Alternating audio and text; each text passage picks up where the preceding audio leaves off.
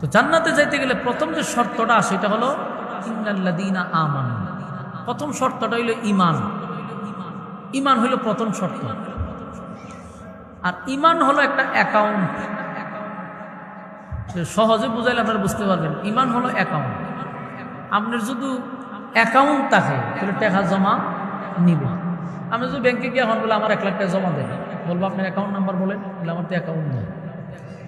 আপনারা টাকা জমা দিতে পারবেন? আপনারা কি সুস্থ মনে করবো? সবাই কবে যেটা মাথার সমস্যা আছে, সিকিউরিটি বলবো তারা বের করে দেবে, ঠিক নেই? অ্যাকাউন্ট নাই, টাকা জমা রাখবো কোথায়? তো ঈমান হলো একটা অ্যাকাউন্ট। ঈমান যদি থাকে তাহলে নামাজ আছে, রোজা আছে, হজ আছে, যাকাত আছে, ওয়াজ মাহফিল আছে, সবের ভিতরে ঢুকবো। যাওই না কামল করেন, ঈমানের হইলো অ্যাকাউন্ট, এখানে গিয়ে জমা হবে।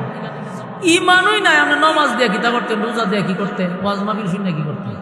কথা হয় না। ঈমান সবচেয়ে বড় নিয়ামত। সব কিছুর সাথে আপোষ চলে, কিন্তু ঈমানের ক্ষেত্রে কোনো আপোষ চলে না। অন্যান্য বিষয়ে আমরা ছাড় দিতে পারি, কিন্তু ঈমানের বিষয়ে কোনো ছাড় নাই, কোনো ছাড় দেওয়া যাবে না। কারণ এটা আমার ঈমানের ব্যাপার, এটা আমার জান্নাত জাহান্নামের ব্যাপার। এই জন্য দেখেন না, আমরা মুসলমানরা খুব শান্ত। অনেক সময় আমরা অশান্ত হইলে আমাদেরকে মব বইলা চালাইয়া দেয়, হুজুররা মব সৃষ্টি করে। আমরা সৃষ্টি করি না, আপনারা করান। আমরা শান্ত, গায়ে ফাড়া দিয়ে আপনারা ঝগড়া করেন। শান্ত মুসলমানদেরকে আপনারা অশান্ত করেন, আমাদেরকে অশান্ত করে। আমরা যখন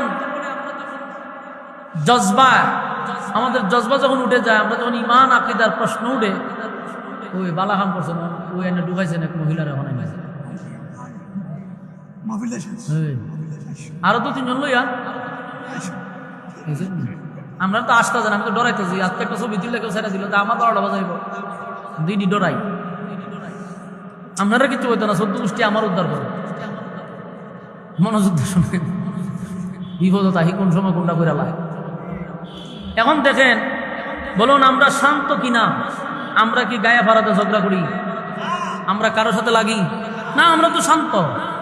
আপনি ইসলামের বিরুদ্ধে কথা বললেন না, আপনি কোরআন নিয়ে কথা বললেন না, আপনি রাসূল নিয়ে কথা বললেন না, আমরা শান্ত। আপনি যখনই কোরআনের বিরুদ্ধে কথা বলবেন, যখন ইসলাম নিয়ে কথা বলবেন, আলেমদের বিরুদ্ধে কথা বলবেন, কোরআনের বিরুদ্ধে কথা বলবেন, আমরা অশান্ত। শান্ত মানুষকে অশান্ত করা আপনাদের মতো রামবামদের কাজ হইতে পারে। যখনই আমরা প্রতিবাদ করতে যাই, তখনই আমাদেরকে মব বইলা চালায় দেয়, ঠিক না? এই খেলা আর কতদিন চলবে? খেলাটা কতদিন চলবে?